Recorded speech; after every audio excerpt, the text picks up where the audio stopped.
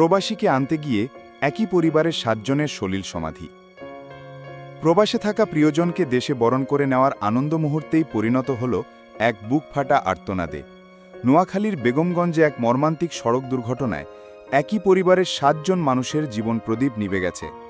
ঘটনাটা ঘটেছে বুধবার ৬ আগস্ট ভোরের দিকে বেগমগঞ্জের আলাইয়াপুর ইউনিয়নে। আসলে কি ঘটেছিল সেদিন চলুন জেনে নেই। ওমান প্রবাসী বাহারুদ্দিন দেশে ফিরেছিলেন। তাকে নিয়ে পরিবারের ১০-১২ জন সদস্য দুটো গাড়িতে করে ঢাকা থেকে লক্ষ্মীপুরের বাড়ির দিকে যাচ্ছিলেন। একটা প্রাইভেট কার ছিল আর একটা হায়েস মাইক্রোবাস। পথে হঠাৎ করেই মাইক্রোবাসটি নিয়ন্ত্রণ হারিয়ে রাস্তার পাশের খালে পড়ে যায়। তখন ছিল গভীর রাত, চারিদিকে ঘন অন্ধকার, তাই স্থানীয় লোকজন প্রথমে কিছুই বুঝে উঠতে পারেননি।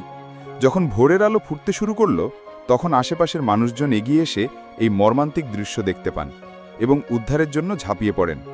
এই দুর্ঘটনায় প্রাণ হারিয়েছেন প্রবাসী বাহারের ২৪ বছর বয়সী স্ত্রী কবিতা আক্তার, তাদের নিষ্পাপ ২ বছরের শিশুকন্যা মিম আক্তার, ৫০ বছর বয়সী মা মুর্শিদা বেগম, ৭০ বছর বয়সী নানি ফয়জুন নেসা, ভাতিজি রেশমা ও লামিয়া এবং বড় ভাইয়ের স্ত্রী লাবণী আক্তার। একটা সাজানো গোছানো পরিবার মুহূর্তের মধ্যে ছিন্ন ভিন্ন হয়ে গেল। হাইওয়ে পুলিশ জানিয়েছে, প্রাথমিকভাবে ধারণা করা হচ্ছে যে চালক হয়তো ঘুমিয়ে পড়েছিলেন আর সে কারণেই গাড়িটি নিয়ন্ত্রণ হারিয়ে ফেলে।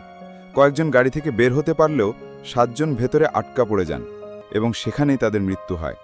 পরে রেকার দিয়ে দুর্ঘটনা কবলিত গাড়িটি খাল থেকে তোলা হয়েছে। ভাগ্যক্রমে যে প্রবাসীকে ঘিরে এত আয়োজন সেই প্রবাসী বাহারুদ্দিন বেঁচে গেছেন, কিন্তু যে প্রিয় মুখগুলোকে নিয়ে তিনি ঘরে ফিরতে চেয়েছিলেন তাদের হারিয়ে তিনি এখন বাকরুদ্ধ। যে বাড়ি উৎসবের জন্য তৈরি হচ্ছিল সেই বাড়িতে এখন চলছে শোকের মাতম।